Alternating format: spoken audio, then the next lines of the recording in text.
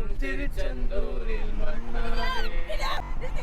நிறுத்துறேன் நான் முருகன்னா முருகன் துணை.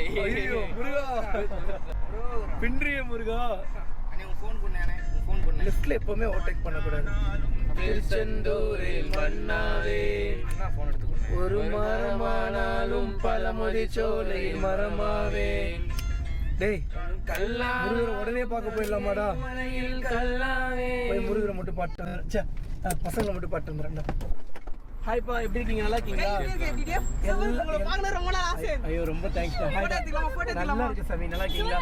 நீங்க ஜோயா குக் அந்த ஷூட்டிங் ஸ்பாட்ல இருப்பாங்க, வாங்க வாங்க.